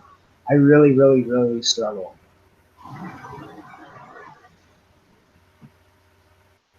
What about you? Have you ever fished like Charlevoix or Burt or Mullet? Have I fished what were the lakes? Like Burt, Mullet, Charlevoix, any of those lakes up north where they're like super clear and deep? Oh, man. I haven't fished up in there. I haven't really fished up north, so I've been sticking to the mid-Michigan and Southwest. I struggle because, like Ronnie says, sometimes you can see the fish. I mean, it's clear down to 30 foot in Charlevoix. Really? You can see fish in 30 foot. You can also see line shadow. I was throwing 10-pound fluorocarbon. You could see your line shadow in 30 foot of water. That's got to be frustrating. It's miserable, and it's one of those lakes where it's like super deep. So there's like 12 foot, and then drops off to like 45 foot. It's like, oh, it sucks. Indian Lake? I have heard of Indian Lake. That's by me. If it's the Indian Lake, I know there's a couple of them in Michigan. Pressured smallmouth in the spring. How do you target pressured smallmouth? Slow down. Basically, go more finesse.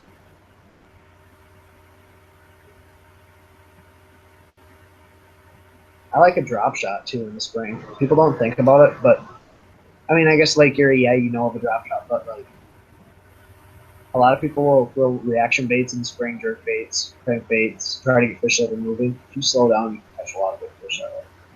I started fishing drop shots this past year, and I mean, if there's a finesse style bait that I pick, or technique I should say, it's definitely drop shot, because Me too. and it's funny because it's a California thing.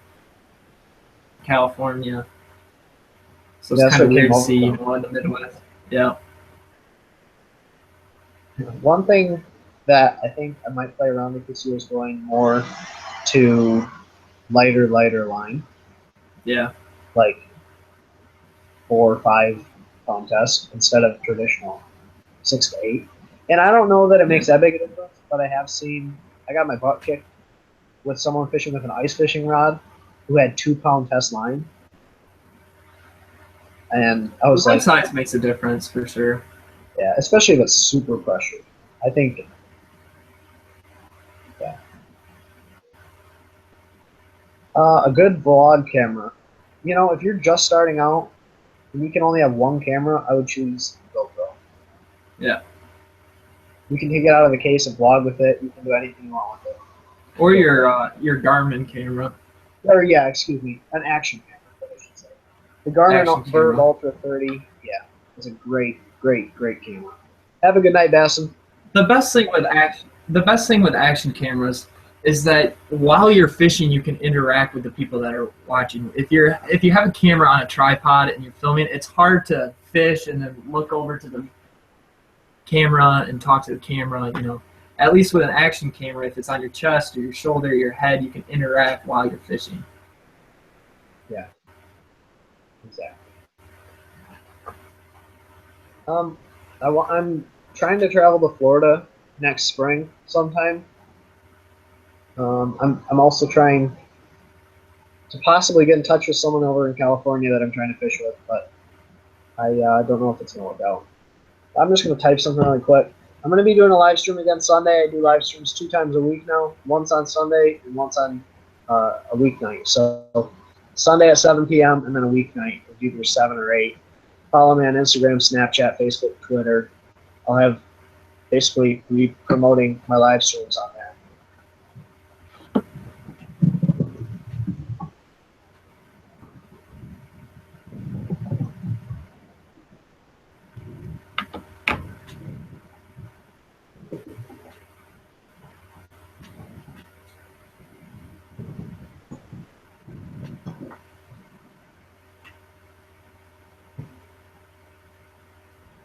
I'll have to come down to Cleveland. You know, one lake I want to fish is Erie. I've never fished Erie. I fished St. Clair decent amount, never Erie. Not the Ohio, Michigan side. I fished New York.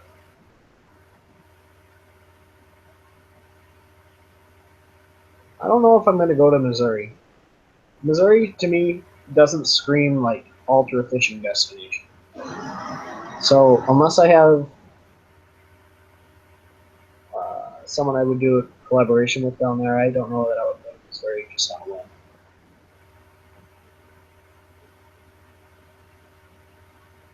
Heard a lot of great things about Erie. Me too. Did you grow up fishing? I did grow up fishing, and I've always fished, and ever since I was a real little kid, and I always liked it.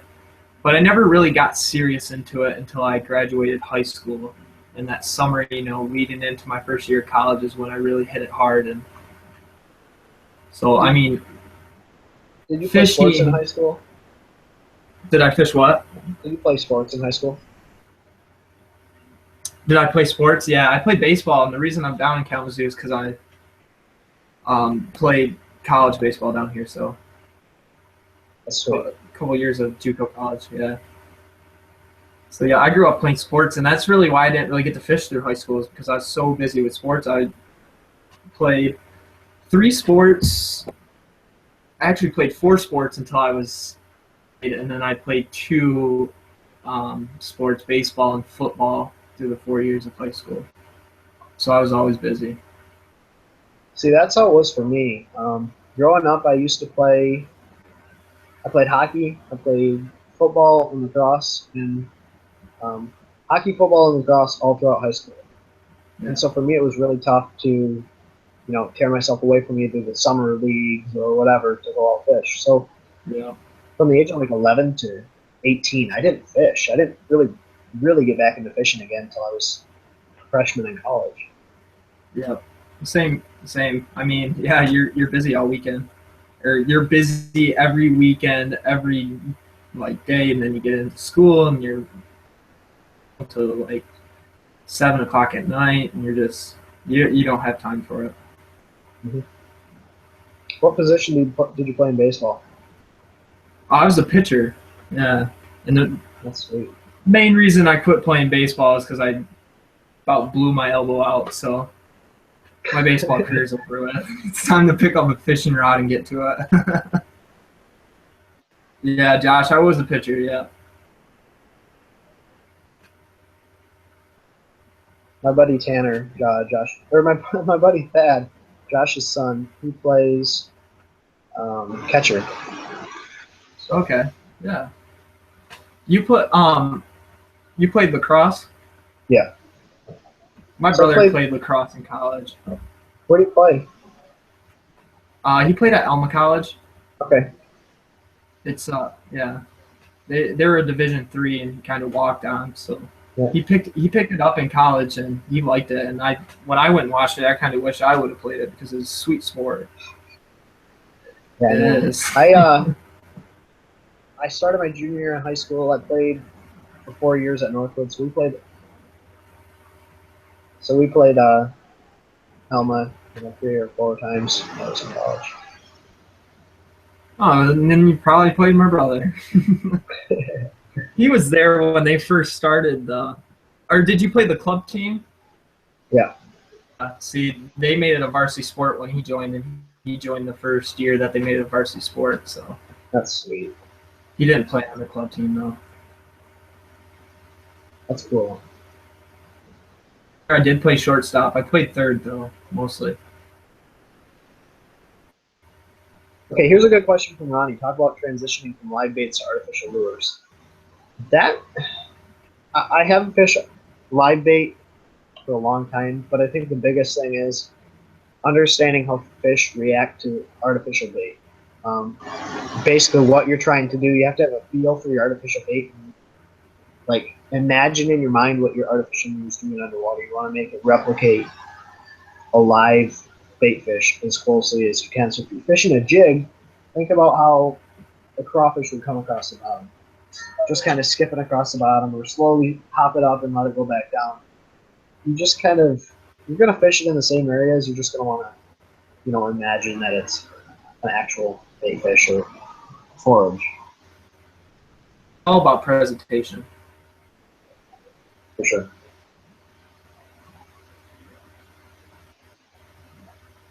Now you got all the baseball questions coming out. Bad, man. I got to learn how to ski. I try to snowboard. I nearly kill myself all the time. I snowboard. Dude, I try to snowboard and I go like once a year. And I never really learned. And here's the struggle. Is like, you try to go down and you think you're a lot better than you actually are. And then you just fight it and you eat it so hard. Oh, I die. Literally every time I go, I die. I thought I died last year. I took a nasty fall last year, and I thought I blew out my whole shoulder. And it was right before baseball season. I thought I was done. I didn't tell my coach. I didn't tell anyone on the team. Just kind of walked around with my shoulder hanging out. God.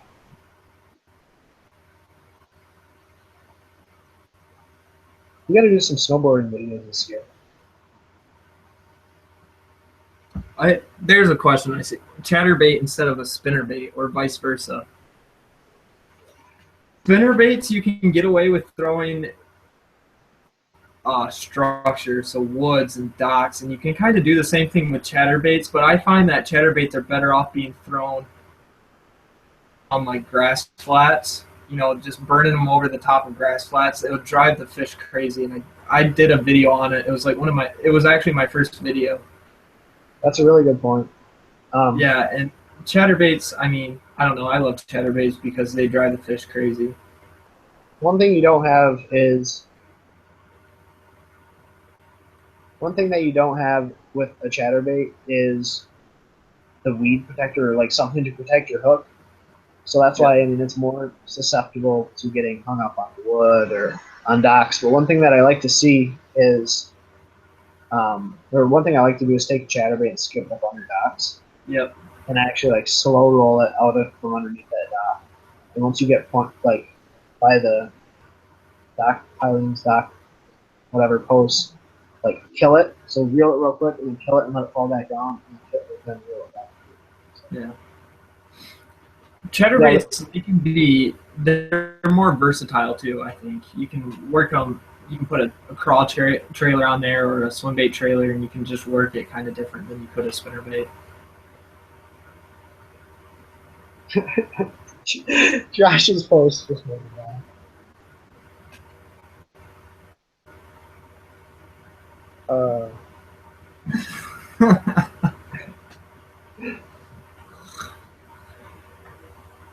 Yeah, and like Lady Beth said, they do have chatterbaits with weed protectors. To me, using a chatterbait with a weed protector though is like,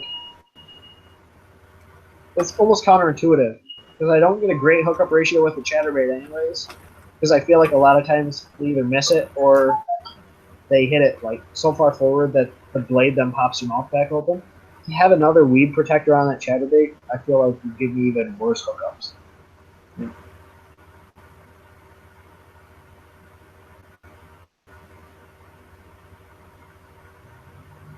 Vinny, if you have more confidence in chatterbaits, throw with chatterbaits. Yeah.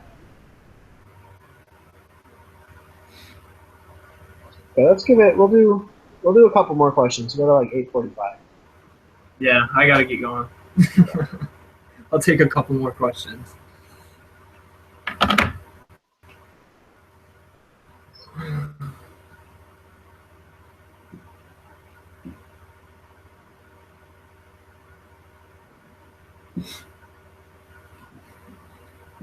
Be versatile, Vinny.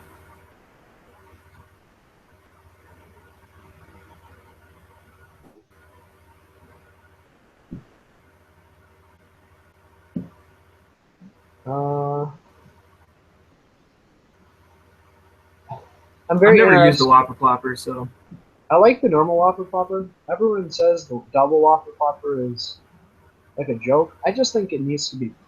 And I don't know. I'm saying this. I've never tried it. My thoughts are, if the whopper ploppers keep it up top, like allow you to stop the bait without it sinking, then I think it's more versatile than a lot of people give it credit. Because it's like a buzz bait you can stop. You still have two props. But I don't know. I've never fished this.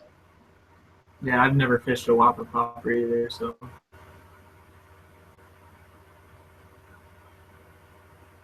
My camera is dusty. I need to get a new camera. I'm just seeing the replay, and all I see is like a blurred out face. No, you don't look that bad. That is actually alrighty. Ronnie. Ronnie says the cast like a kite. I could believe that. With that double whopper plopper, you have both of those spinning around and so much. I can see that for sure. Okay. Give us a good question and then we'll end it. Like a deep question. Oh, I got you, Vinny. You throw chatterbaits over spinnerbaits, got it.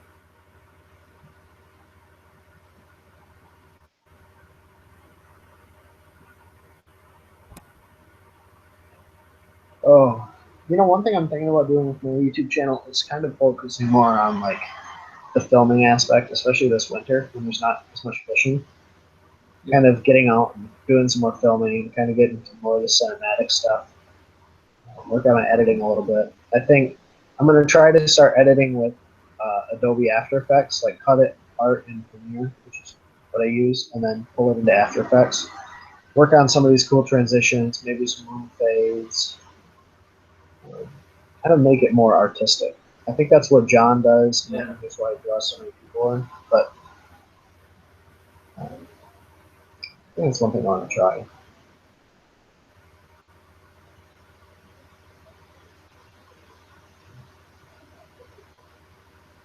I'm also going walleye fishing on Saturday, which I only go walleye fishing like once a year, but I'm going to be videotaping for the show.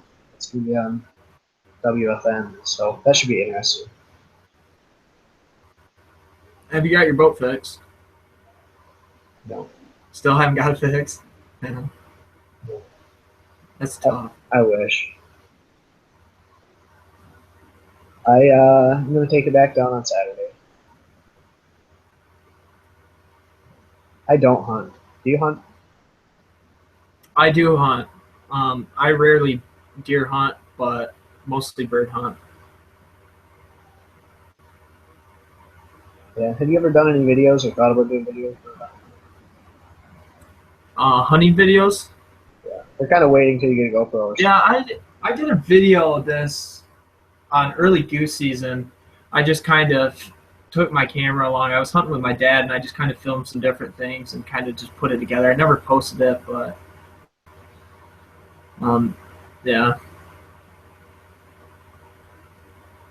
Bow fishing, I have gone bow fishing before.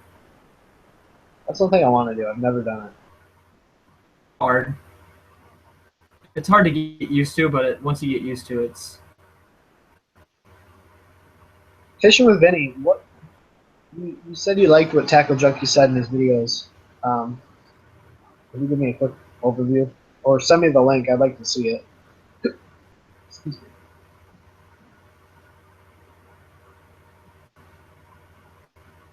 That I want to do some pike fishing. I'm just always, I don't know. I go out bluegill fishing a lot. How's it going, Bass Geek? Have you ever fished in Florida, Brody? Have I? No. I almost fished. I fished in North Carolina this summer, but I never caught anything. I was kind of bummed because first time I caught a fish outside of the state of Michigan, so I was kind of pumped to get out and go fishing. But no, I haven't made any big fishing trips lately. That is sweet. I want to make some this year. I go to Kentucky or Tennessee pretty much once a year to visit one of my buddies. So I don't know why, but I have this obsession with fishing Kentucky Lake. I don't know a whole lot about it or what it, like what it entails.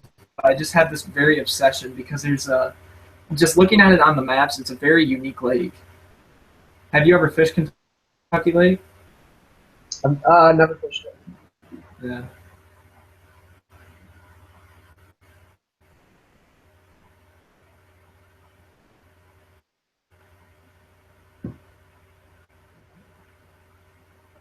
I want to fish Kentucky. I want to learn how to ledge fish.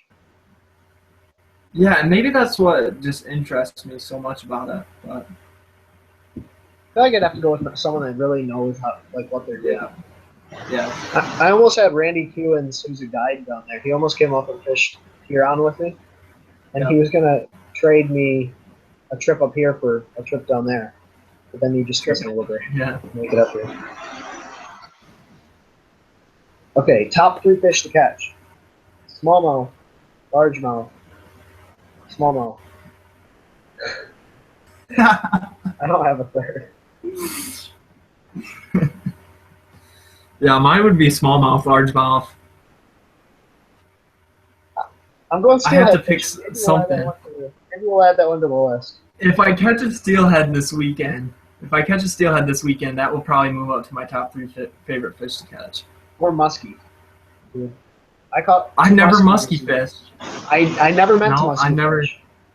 I went out bass fishing on St. Clair, dude, and I was deep cranking, and I was reeling, and there was nothing on the bottom. Like, the area that I was fishing, there was like a hump, and I hit the hump, and then all of a sudden, it just stopped. Dude, it was just like my rod stopped, and I'm like, I'm hung. And then it starts moving, and I'm like, oh my god, it's giant. And then I caught another one. Do you watch Bass and Bill at all? Yeah, yeah.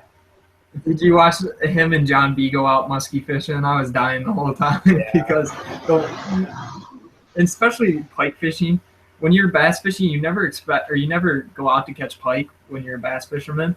But as soon as you go and try to target them, you cannot find them. That's so true. Okay. Okay. What's your bucket list fish? Oh. Let you go first. Let me think about it. I want to catch a fish I've never caught before. Maybe a barracuda would be sick.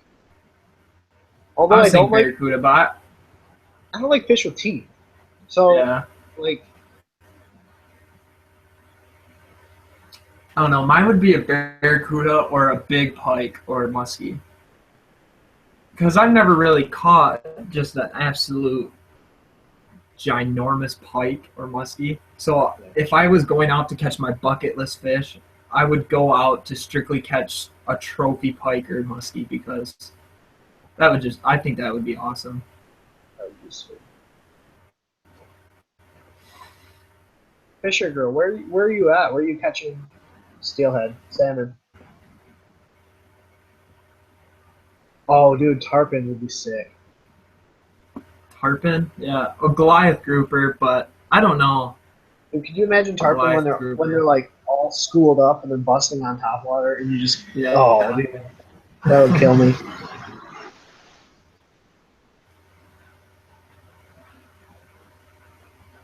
The thing about Goliath groupers is I don't really want to. I want to be able to fight the fish.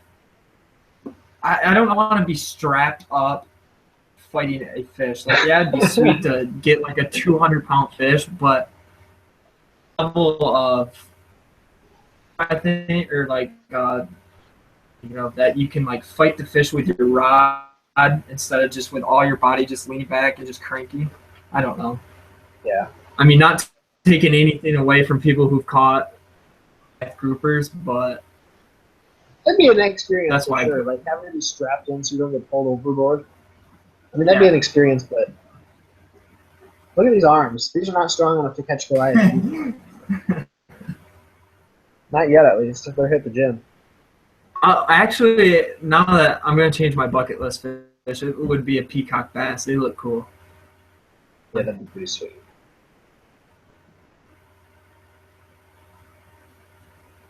Nick, is Steelhead on Manistee good? Because I'm going there this weekend.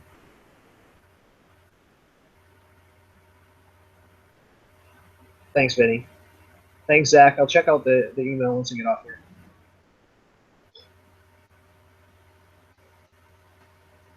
Did all this rain, or are the steelheads starting to really move? Yeah, I think so. They're still starting to move.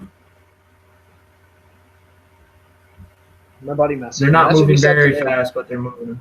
He said today, hopefully this rain's going to get those steelhead moving. Do you want to go with me? And I was thinking to myself, is it supposed to rain this weekend up there? I'm just going to kind of check the weather. Estimate where we're fishing, because I honest to God, when I say I have no clue where we're fishing, I literally have zero clue where we're fishing. I might see this. Oh, no, I won't, because I'm not fishing on Sunday.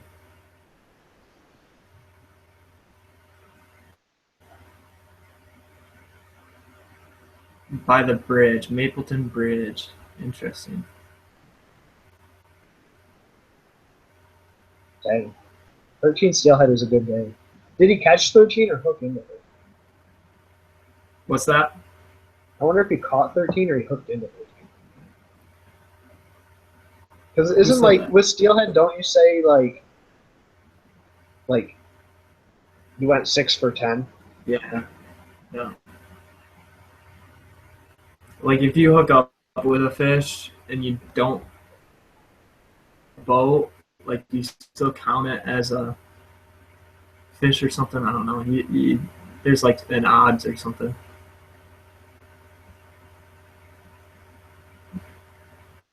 That's 13 caught 11. Dang, that's good. It's going to be 37 degrees on Spotty. What's it? It's going to be 35 degrees on Sunday. Woo! Be a good day to go fishing. With an inch of snow. Well, at least, if anything, at least the footage should be pretty sick for you guys. I'll get some dope B-roll. Wrap your camera up. Oh yeah. the things that we do to catch fish for you guys. No, I'm kidding.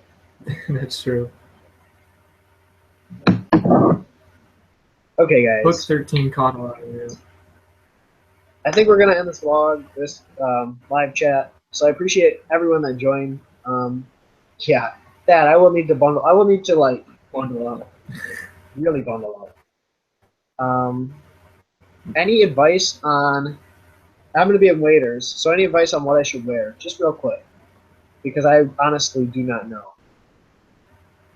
Steelhead fishing. Yeah. Dress warm. I mean, we're gonna be in wait. I'm gonna wear my Carhartt bibs and Carhartt coat. Yeah, bring warm clothes definitely. My buddy Hayden said he's got a pair of waders for me, but like, what do I wear under my waders? Oh, you're wading? You're not going on a boat? Yeah, so like thermal insulated leggings, or like what am I supposed to wear? Serious. Dress warm. I mean, I don't know. Yeah, if your waders are insulated, you don't really have to worry about too much about your legs, because I have insulated waders. They're not up here, but those are pretty warm. Dress warm. You can always take it off. 3 pairs of pants.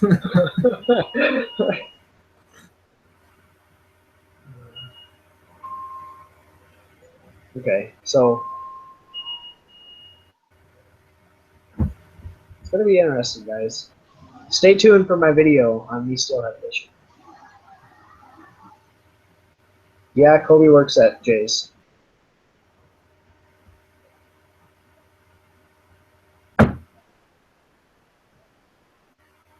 So, do you wear like the mittens that fold over, or do you wear like what kind of gloves? Shirt and shorts is the way to go. Dad, you're trying to make me turn into a dang icicle. I'm gonna come back frostbitten. People are gonna be laughing in my Sunday vlog because I'm gonna have like no fingers left.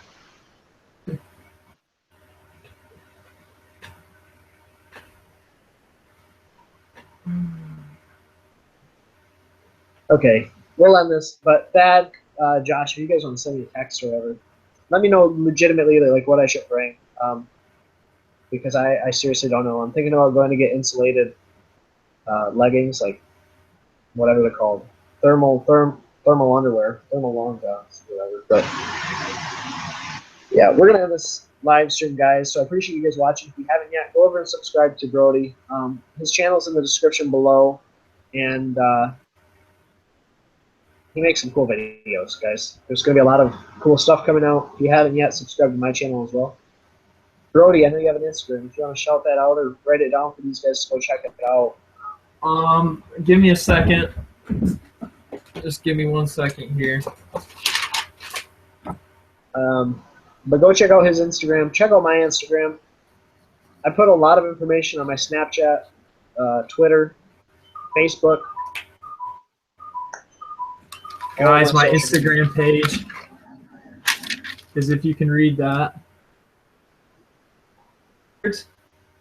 Nope, you're good. At you read it. Instagram page, go follow it out.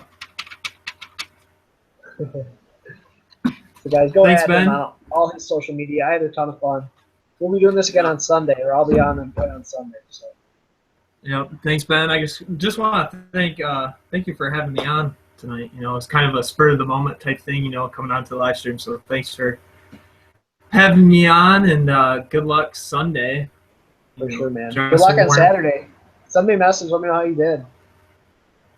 I'll hit you up Saturday and let you know if I caught anything. Hopefully I did. So Take care, stay buddy. tuned for that. So yeah, subscribe to all of our Instagram, social media. Subscribe to Brody's page. If you haven't yet, subscribe to my page. And as always, guys, take care. Tight lines. God bless.